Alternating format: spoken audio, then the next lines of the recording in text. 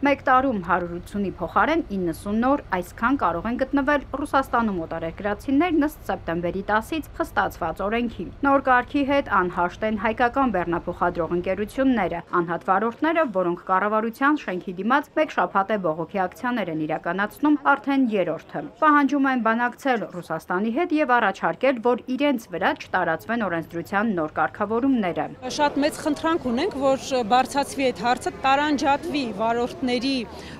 եւ Ռուսաստանաբնակ հայերի իրավունքները։ Այսինքն, եթե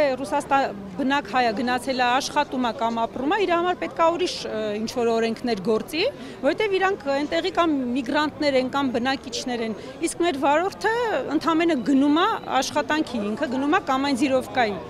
Վարորդի պայմանագիրը, աշխատանքային պայմանագիրը հայկական կողմի հետ է։ 90-ից առնվազն 40 օրը վարորդներն անցկացնում են վերին Լարսում հերթերի մեջ, ասում են ակցիայի մասնակիցները։ Մնացած 50 օրը բավարար չէ, որ գնան բեռնաթափեն ապրանքներն ու նորը բեռնեն։ Կառավարությանը հիշեցնում են, իրենք նաև մեծ հարկեր են վճարում։ Իշխանությունը ուր է, իշխանություն գոյություն ունի, իշխանություն ամեն մեկը իրեն համար է աշխատում։ Ժողովրդի համար ոչ մեկը չի մտածում։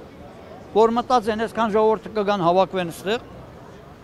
ամեն մեկը մի ընտանիք է պահում։ 100-ից ավելի բեռնատարների վարորդների տարբեր անցակետերից արդեն իսկ հետ են ուղարկել Հայաստան։ Արդեն սկսվել է դեպորտացիայի process-ը,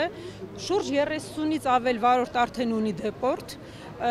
շատ մեծ մաս ունեն արդեն զգուշացումներ, իսկ զգուշացում դա նշանակում է, որ առաջի դեպորտի 5 տարվա հնարավորությունից արդեն զրկվել են, եթե ունեն զգուշացում, արդեն դեպորտը լինելու է 10 տարով։ Այլ խնդիր էլ է առաջացել։ Միջազգային բեռնափոխադրող ընկերություններն արդեն այլ երկրների բեռնատարների վարորդների են դիմում։ Ռուսաստանում մնացած բեռները Հայաստան տեղափոխելու համար։ Վանաձորից մինչև հասել ենք ստեղ, սաղ ճամփին Ասետունու վրացի, մի հատ հայկական ավտո չկար։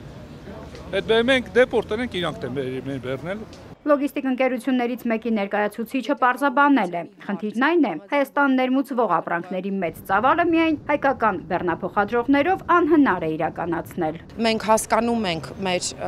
հայ բեռնափոխադրողների մտավախությունը ինչումն է, բայց այս թեման բազմիցս քննարկվել է, խոսքը գնում է նաև այն մասին, որ մենք աշխատում ենք նաև օտարերկրյա վարորդների հետ,